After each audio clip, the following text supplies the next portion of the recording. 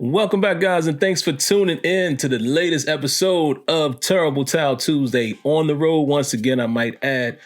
But thanks for tuning in to the latest episode. And again, guys, this will be the last one on location. The next one will be back in the normal environment, normal setting. So for you guys who are missing the background, you'll have it again next week. For you guys that are missing phone calls, you will have that again next week as well. So last opportunity for pre-recorded.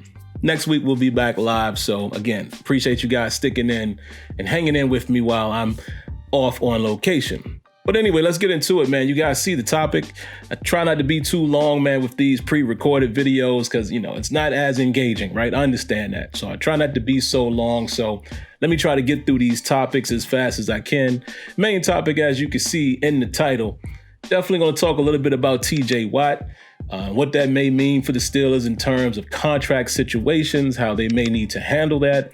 We'll talk a little bit more about Antoine Brooks Jr., talk a little bit about Kendrick Green, as well as Kevin Colbert basically confirming the situation with David DeCastro. So we'll talk about those things, and unfortunately, not really a whole lot more I can add to that because no phone calls. But hopefully, you guys can chat it up in the chat like last week. It'll still be going live. We'll premiere this video. So for you guys who watch it live, you'll be able to still comment with each other, comment with me as well, because I'll be watching it with you.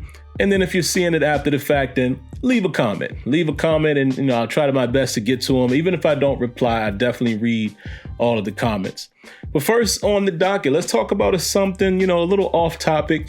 You guys may have heard it by now. I actually saw it live because I happened to be watching it.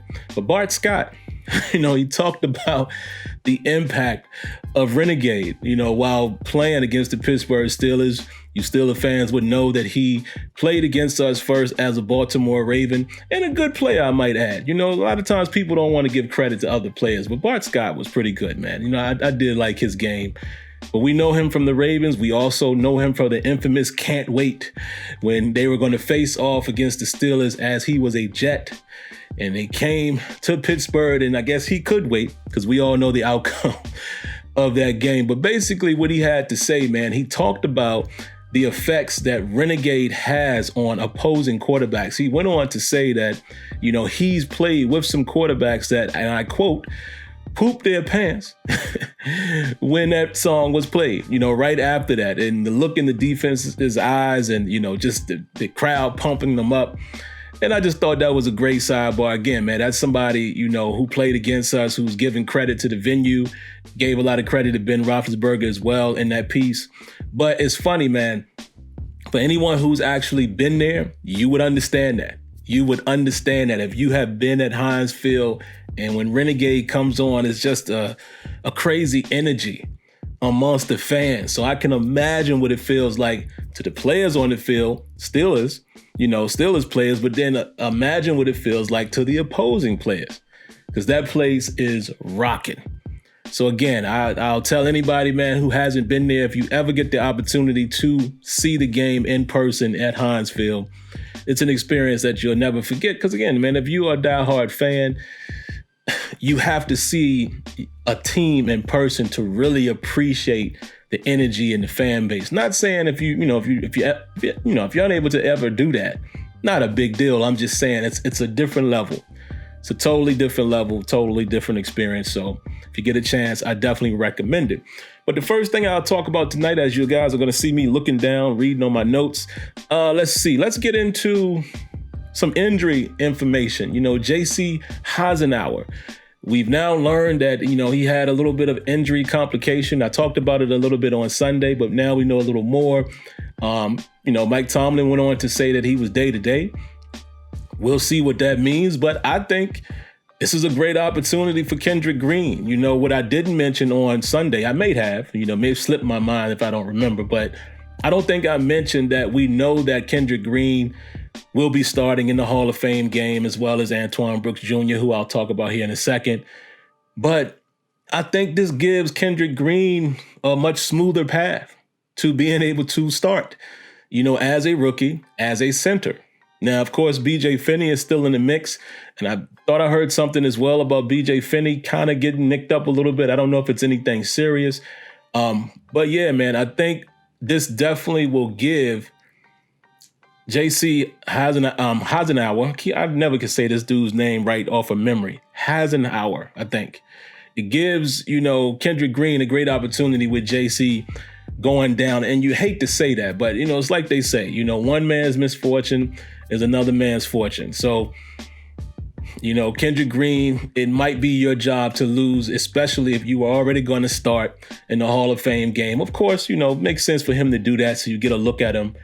But now with having a guy that's behind you or probably was ahead of you, as we saw in the depth chart, he goes down. So it's your time to shine. So we'll see what Kendrick Green is able to do, and hopefully he does what we want him to do.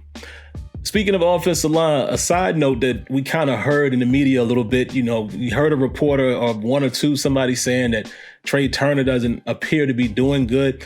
Here's the funny thing about that. I'm not here to advocate for Trey Turner. I want whoever the best 5 offensive linemen are, I want those guys on the field.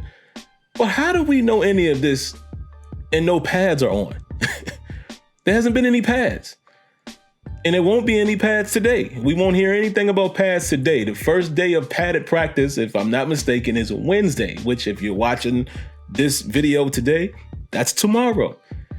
So how can you make an assessment on how well a guy is or isn't doing, like realistically, without pads on? Now, if you're saying they're not picking up certain things, okay, TBD. But it is definitely TBD on whether or not a certain guy is doing well or can be something if pads are not on. So that part alone cracks me up. And that's why I don't do that type of janky reporting, and that's why I take this position. And I think that's the reason why a lot of you guys appreciate what I do, is because I'm a realist. I don't, even as a diehard fan, I'm realistic in my assessments and things of that nature, and giving guys a chance and, critiquing what they do and yada, yada, yada. I don't look for the headline. I'm never going to do that, and I think that's one of the things that you guys appreciate is the authenticity of the show. But I just think that's crazy. That's crazy. But we'll see. We'll see. What else? Are there any other side things I want to get to? Because as you guys can see, I'm rambling a little bit, trying not to make this video too long. I don't think so, but let's see what else we got on the docket. Let's see. Antoine Brooks Jr. Again, we keep hearing about him being the guy. I've now heard an interview from Terrell Austin where he's definitely liking the battle at that position, and he's naming 2 guys, Arthur Marlette and Antoine Brooks Jr. appears to be the 2 guys that they're highlighting for that position. So that takes off the board a couple other guys that maybe we thought might get a crack at it. We have to wait and see what's going to happen with Shakur Brown now. Being is that his name isn't being mentioned. Now, he has an opportunity in training camp to wow, but the fact that his name is not even being mentioned and he's way far down on the depth chart so far, he's going to have to make a serious impact. Not saying that it can't be done, because just think about guys that we're looking to replace. Think about how Mike Hilton made a name for himself. So it can happen, but he's going to have to ball out. And also, I found it interesting, not interesting meaning that I didn't believe it, but this is a very interesting key piece to that conversation. Even Austin was saying, hey, if James Pierre continues to do what he does on the outside, then that'll give us the ability to bring Cam Sutton back inside. Clearly, that's on their radar as well. And it's cool to hear Austin, of course, he's the coach, but it's always cool to hear coaches have the same assessment that you have when we all say how versatile Cam Sutton is. He can play inside or out, and that's exactly how the coaches view him.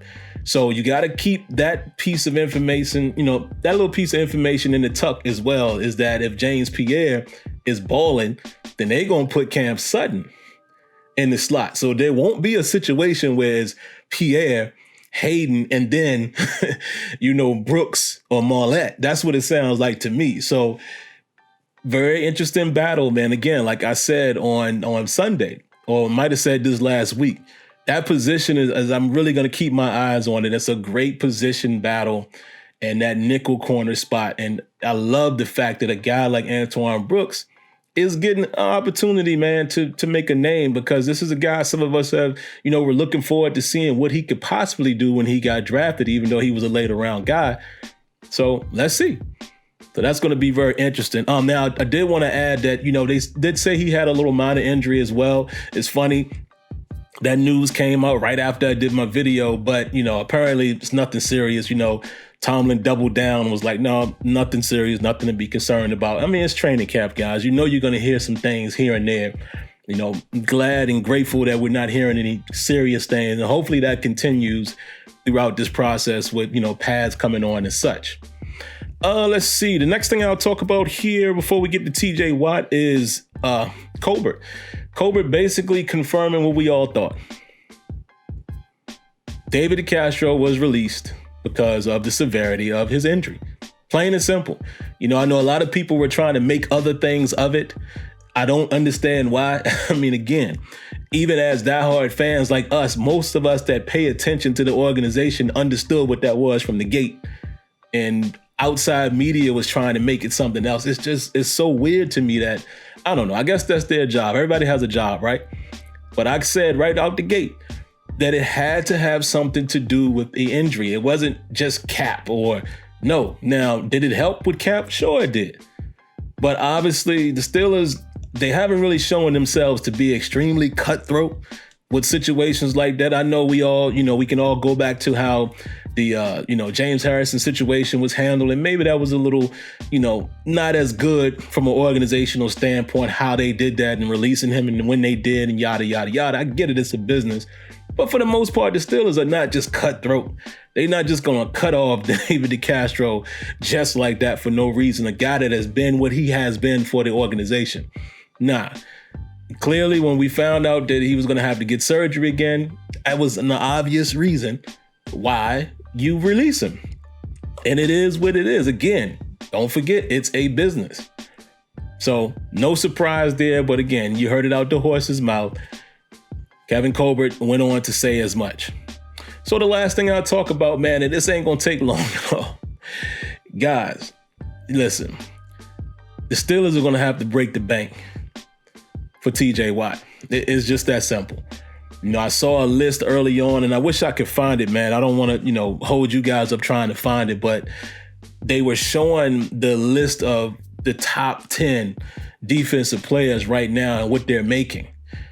And man, if TJ Watt hasn't been the best or wasn't the best defender last year, it's always an arguable thing. He was at least top 2, right? And if you want to be modest, TJ Watt was at least top 3, which means we are going to have to do some things outside of the norm to but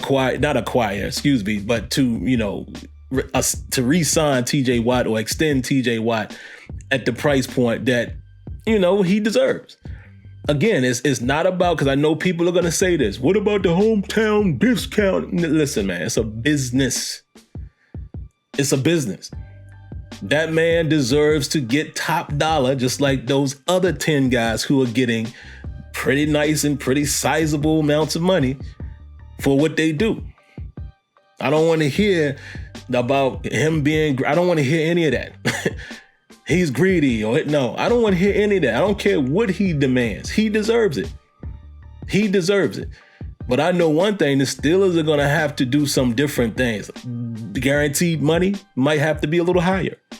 Even Kevin Colbert was saying something about them leaning more on, looking forward to the extra cap that they're expecting to have next season. Yeah, because you're going to have to throw the bank at TJ. You cannot lose a TJ Watt in free agency. Oh, no, you can't do it. Especially when you're expecting Ben Roethlisberger this to be his last season. All signs are pointing towards that. You're not going to have the $100 million quarterback anymore and that big chunk of the cap. TJ Watt is more than likely going to take over that segment or that position. We're going to do some different things this time. We always talk about the Steelers don't pay, so much money for guys who are not a quarterback. I don't know. I think things might have to change this time. And we've seen quite a few changes from the Steelers organization, things that we had never seen before. I think this is going to be the next thing. There's going to be some differences in this contract, I believe. the way they construct it, the way they offer the guaranteed money, and maybe the overall total. But I could be all of the above. Which brings me to one more point that we'll end on, because I know somebody probably said it in the chat. Aaron Rodgers.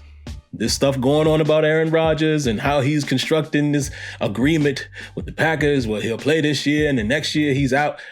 And people are already saying, bring him to Pittsburgh. But well, let me surprise all of you guys, and maybe not surprise most of y'all, but a good amount of people, I will surprise you with this comment. I don't want him. I don't want him. Let me explain that. I love Aaron Rodgers. He is that guy. Probably has been one of my favorite quarterbacks over the last 10 years, talent-wise. Aaron Rodgers is the truth. Do I think we could win a Super Bowl with Aaron Rodgers? Probably. More than likely. However, from a business standpoint, from a cap standpoint, what I just said about TJ Watt, how much is it going to cost you? Aaron Rodgers is older now. Yeah, he's still got the talent, but from a business, do you do that? Do you invest that much money in that quarterback? Again, talent is there. I'm not disputing that at all. The dude just won MVP, right? But do you throw that much money at a quarterback at that age point? I don't know. And I don't want to outright disrespect him and say I don't want him. Of course I'd take him in Pittsburgh. And maybe you take that risk and say, all right, if he got 2-3 more years in him, we think we can win the Super Bowl in that amount of time, maybe pull the trigger. What I'm saying is I wouldn't want to get into a situation again where we're paying so much for the quarterback right now and we get right back in that same cycle of the cap situation that we've been in with Ben Roethlisberger. That's what I'm saying. Like, is the investment going to be worth it? If the organization thinks it is and you can make the numbers work, sure, I would take Aaron Rodgers. But I'm just saying I don't want him from a standpoint of if it's going to put us in cap, you know what? I would pass and rather just move on, go on with the future and try to rebuild the natural way. That's all I'm saying. So I'm definitely going to be interested to see you guys' comments and thoughts on that. A great topic right there. Maybe we revisit that next week, you know, when I can have some live phone calls in the building. So, all right, man. Did that pretty quick. I like to think I did. Let me take a look, see how long I held you guys. 17 minutes, man. Almost 18 minutes. My bad.